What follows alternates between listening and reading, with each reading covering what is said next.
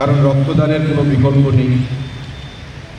যে কোনো দান, যেটা আমাদের সেক্রেটারি সাহেব বলে গেছেন, যে আমি যখন কোনো কিছু দান করব তার বাইরে আমি কি পাবো, আমি গিয়ে আমি কি পাবো, সেই জিনিসটা কিন্তু মানুষের মধ্যে সবসময় বিচার করা হয়। কিন্তু রক্তদান হচ্ছে এমন একটা জিনিস যার কোনো বিকল্প নেই। আমার রক্ত কার শরীরে যাবে সেটাও আমি জানি না।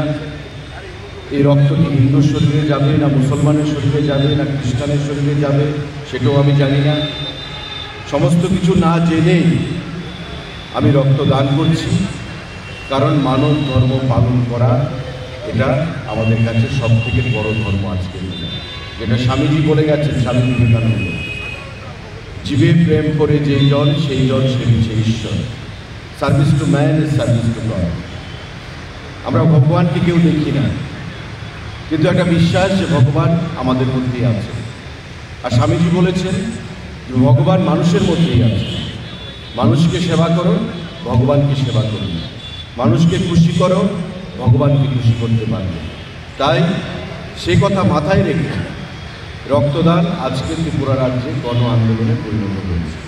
যদিও করোনাকালে কোভিডের সময় মাঝখানে একটা বিপত্তি দেখা দিয়েছিল, যেখানে ভিড় বেশি, মানুষের সমাগম, মানুষ সেখানে যেতে চাইত না, কারণ করোনার ভয় ছিল।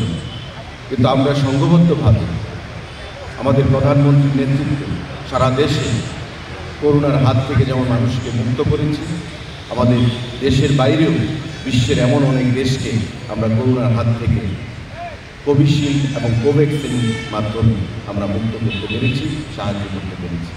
তো আজকে আমাদের এই রক্তদান এখানে বিভিন্ন সংগঠন, যেমন বিএমএস থেকে, ভারতীয় মজদুর সংঘ থেকে শ্রমিক ভাইরা এখানে, আমি তাদেরকে অনেক অনেক ধন্যবাদ জানাই। দপ্তরের মন্ত্রী হিসাবে রাজ্য পরিবহন দপ্তর থেকে, ট্যুরিজম ফোরামের অনেক সদস্যরা এখানে এসছে, আমার পরিবহন দপ্তরের বিভিন্ন সদস্যরা এখানে রক্তদান করবে, ট্রাফিক ইউনিটের বিভিন্ন সদস্যরা এখানে রক্তদান করবে, বিভিন্ন ট্রাভেল এজেন্সি থেকে বিভিন্ন সদস্যরা রক্তদান করবে। মাত্র তার সূচনা হয়েছে।